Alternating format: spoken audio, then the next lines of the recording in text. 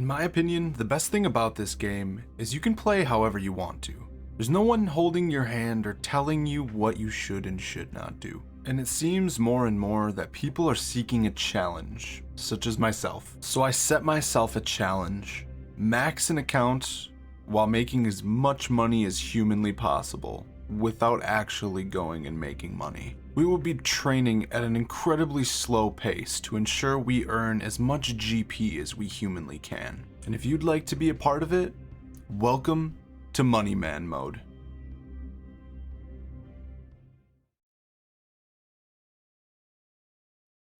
Okay, so I wanted to do a little bit of a recap as to what I've been up to on this account in the past few days. So we've been working away at smithing. I'm only one adamant ore box away from getting 50, and I've yet to really decide what I want to do next, just because the profit per XP on these adamant ore boxes is freaking ginormous. I had my accountant do all the math and it checks out, so don't worry about it. I've been selling them at $149.99, $149.999, whatever. And they've actually been consistently selling. I've been selling, 10, 15 of them a day, and that's just chugging along, which makes the profit per XP somewhere, it's like 258 GP and XP, which is freaking ginormous. So as far as smithing in the future goes, I don't really know what I want to do, because if I just keep doing adamant ore boxes, I'm going to end up needing something like 50,000 of them or something insane like that. So I don't know. I'll have to figure out what's going to end up happening, because to make 50,000 adamant ore boxes would take literally until I'm 50 years old, so it doesn't seem really attainable. Oh heck, finally finished. But we also did something else amazing that you probably haven't seen. I wanted to try to find ways to test magic training, getting the most profit per XP that I could. And in a video I released a couple days ago, you probably maybe have seen, hopefully. If you haven't, go check it out. It was a money-making guide about the magic training arena. So I went there and I grinded out a pair of infinity boots, and we sold them for 20.9 mil. So in that amount of time, I ended up getting 93k XP, which puts my GP per XP, it was something like 223 GP and XP, which is massive for another skill. Like, I didn't think I would see that in anything except for smithing, but I guess I've just been surprised this whole entire time.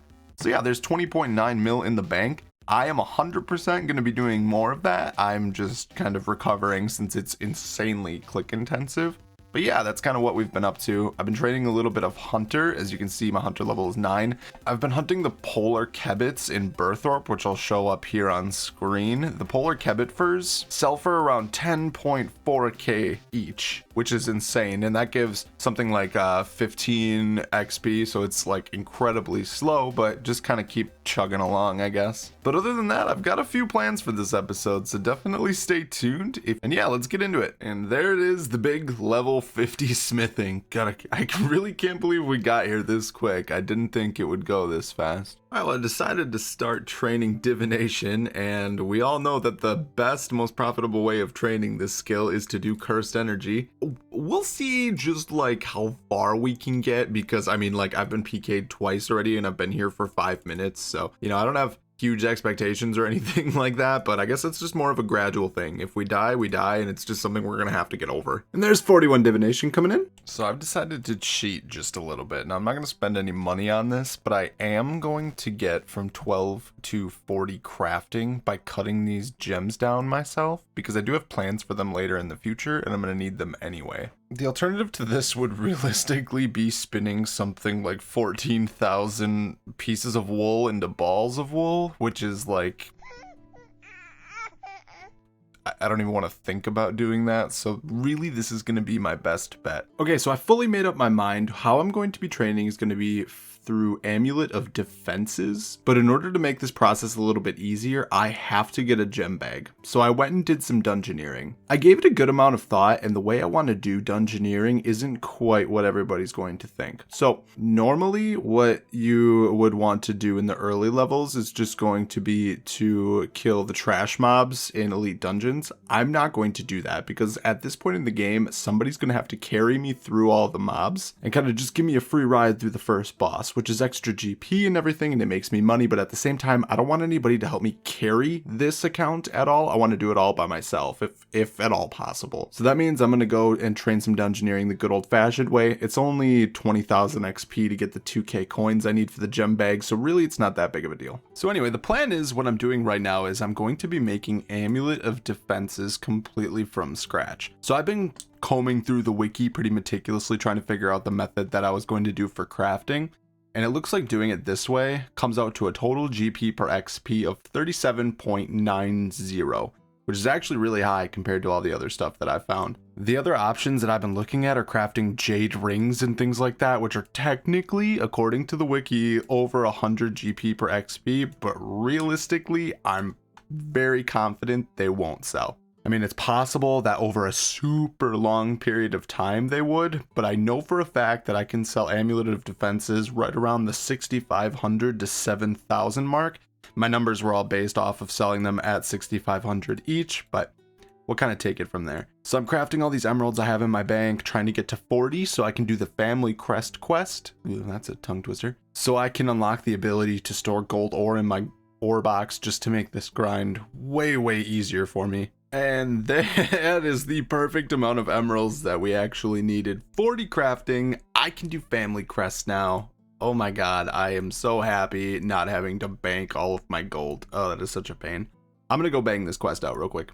Have I ever told you guys just how much I hate questing? Like, it is one of the most ridiculous. Bro, what are you doing outside your house? Why? Just give me your gloves. Okay, cool. So we finished that. I used a guide by a YouTuber named Fraqsu. He gives like real time, like do this, teleports with you. There's no cuts or anything like that. If you need a quest guide, definitely keep an eye out for those. They're very good. Okay, but most importantly now is I have the goldsmithing gauntlets and I have the, but now I can also store silver and gold in my ore box and metal bank, and that is exactly what I am looking for. So let's go do some of that. So if anybody out there is wondering about this, I am choosing to use the gold stone spirits for this grind. Realistically, it takes a half of a GP away. It takes me from like 37.9 to 37.48, with the cost of them being at like 71 GP each. I can't remember if that's what I paid for these or not. But yeah, I'm choosing to do this just because it makes this grind go twice as fast, and I'm 100% about that. And we're doing our daily trip to Arheim, gonna buy our pineapples, because Super Compost is insanely expensive. It's so depressing knowing I have a farm run to do, but just looking at all these dead crops everywhere, like, I don't even want to do the run anymore. But that kind of changes everything. Look at how full this one is. Alright, that is the magic level. Now we can plant our limpwort seeds, which is really, really nice. And I believe you get 3 of them every time you harvest it, just as like a base level. So that's going to increase the profit of our farm runs by quite a bit, because limpwort roots are actually pretty expensive if I remember correctly. So I've also started doing the hop patches. This is actually the first run that I'm harvesting them on. I have never once farmed a single hop before, so I'm curious to see if these actually sell, but I did test the prices out, and if I remember correctly, it definitely was well worth it. Look at all these freaking hops we're getting. Oh my god, dude, what is going on? These are like 3k each. What? Okay, that buffs our farm run like I wouldn't have thought. Oh my god. The only thing is the seeds, I have to buy them 10 at a time from Olivia in Draenor. I'm using the Crandorian seeds and harvesting the Crandorian hops. So yeah, I mean, I don't know if hops runs are worth it on any other account, but if you're trying to make the most out of your farming experience, this is definitely something I would add. I can't wait until I have fruit trees. Oh my god, I'm gonna make so much money. All right, and there is the last one planted. So we got a total of 40 hops out of that run, adding an extra 125k per farm run. So I mean, in total, my farm runs have got to be right around, I would say 500k or so. But at the end of the day, I'm going to sell my farming tab. I've just started it at the beginning of today since I had sold it previously. And I'm just going to see how much money we end up making in total. But let's drag these hops down here. Also, I'm really trying to keep a clean bank, and I think I'm doing a good job so far. It's all pretty organized, except for this mess up top. I gotta fix that. But also for the family crest quest, still a tongue twister to say, I ended up having to buy an Aram's Book of Magic and a Wand of Treachery. It was just something I could use to defeat Crozone, I think his name was. So if you're wondering where I lost a couple mil, that's where it went. Also, we're up to 322 Emerald Amulets so far. I've been kind of just grinding away at that. So yeah, I sold everything after a day of farm runs, and the results were 1.696 mil. I think I ended up doing about 4 farm runs or so that day, so it's not bad at all. And I ran out of pineapples really quickly, so thank you to Arnis who left a comment saying that there are pineapple plants right near the lodestone. I actually had no idea about this. So I'm going to pick like an inventory or 2 of these just so I can continue to keep up on my super composts. I should mention real quick that I actually changed the username of this account. So it's now Moneyman, MONIMAN. If you want to add me in game, that's totally cool. I just wanted to let you know since last episode I actually had a different username. So I'm not going to be picking all of the wool or shearing sheep or anything like that for wool and spinning it into balls. Instead, what I'm going to be doing is using the string jewelry spell, which is unlocked during the lunar or after the lunar diplomacy quest. The problem with that is I need 80 magic and a couple other skills, so it's kind of going to be one of those grinds that takes a little bit of time. But I'm just thinking about all of the magic training arena I have to do, and my wrist is just starting to hurt. So I started doing some archaeology training, and I landed on the best way to do this would just be to collect materials from all the little different cache locations. So this is the amount of materials I'm starting with. All of these were picked within this episode. Other than the fact that we have to train it, the main reason I want archaeology leveled up is going to be for the Death Note relic, which will allow all of my Slayer drops in the future to drop noted bones, ashes, if they drop a guaranteed drop of those things. So like dragons or abyssal demons especially. That'll just help me save time while doing Slayer and still be able to pick everything up. I've also decided to keep and bank all of my soil that I get throughout this grind because it's a lot more efficient to sift the soil once you're a higher level, like over 99. Basically meaning I'll just have a better chance to get materials out of it and therefore make more money than if I were to screen it now. The XP would be nice, but it's not worth it. There's 43 archaeology coming in. I actually really enjoy this skill. It's incredibly AFK and just super relaxing. And skipping ahead a little bit, there's 45 archaeology. So RNG struck again, and I got a completed tome, which is actually like really rare at my level and would basically give me a guaranteed free level and free arc XP, but it doesn't fit in with the goal of the series to make as much money as humanly possible, so we all know, time to kill it.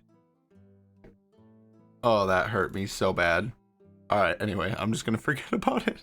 So I'm just in the mood to start Slayer, and this might end up being kind of painful. So what I have to end up doing is, to make this the most profitable to train, what I have to do is pick up every single drop. This loot tab is going to be insane. Now, I can technically use the Xanaris Slayer Master. Right now, I'm not going to do that. I just don't feel like training woodcutting at the moment, but I'm going to go ahead and just use the Canifis one because all the monsters are basically the same in the beginning anyway. So let's go ahead and see what our first task is. Cave crawlers. Okay, that's not bad. I'd have to check what they're weak to, but I've got level 1 in all my melee skills and level 1 in range, so we'll be training those up, I think. Okay, so I recorded a whole bunch of clips for Slayer, but they all ended up being kind of long and really boring since early level Slayers kind of just stupid. So we ended off at 35 Slayer, and I'll show you guys the tab real quick. I tried to organize it the best I could, but this is every single drop that I've gotten from Slayer so far. The charms may not be 100% accurate, but we'll just go with it for now because I may have had some left over. I don't necessarily know, but this is everything that we got from level 17 to 35 Slayer. I am going to do the Smoke and Kills quest. I think there's a requirement or something that I'm missing, but moving on from that, I just wanted to show this to you guys. Alright, so I think that's going to wrap everything up for this episode. We have done a whole bunch of stuff. Let's hop into the bank really quickly. I'll show you guys some progress. So I've got a few more emeralds here, about another 300. And we've got 1,100 of these amulets sitting there, so I can bring myself up to a total of about 1,400 as it stands right now. I haven't begun the mage training arena grind yet, but I am mentally preparing for that because it's going to be a little bit exhausting. Here's an overview of the bank so far if you just want to get a look at it. Haven't really been up to much in the last few days except for archaeology, so I'll show you guys my materials that I've accumulated so far. This is everything we have gained inside this challenge. We're almost at 1k Kiramos, which is like, I think that's 1k will end up being something like 4.8 mil. So that's pretty cool. We've gained some passive money. I actually love just chilling and AFKing Ark. It's one of my best downtime activities. And I really, really want the Archie pet. I want that thing so bad. I can't wait until I have it. But I figured at the end of every episode, it'd be really cool to kind of gauge where we're at money-wise. So I have purchased the wealth evaluator on this account. And yeah, let's just dive on in and see where we stand so far on episode 2. Okay, so we're at a total of 49.764 mil. That's actually kind of insane. This does take into account the adamant ore boxes I've got sitting in the GE, which have kind of just hard stopped. I'm being undercut like crazy right now. I can't even sell them at 125k each, so we'll just kind of let those hang out and see what happens, because I have no need for the money as of right now. So yeah, I mean, in total, that's pretty good. 50 mil with a total level of just under 760. That's impressive by my standards. So I'm gonna cut it off here. Thank you guys so much for all of the support lately. I freaking love you guys. Thank you so much for watching my videos. It means the world to me. I hope you enjoyed this episode. I'll see you next time. Have a good one. Bye.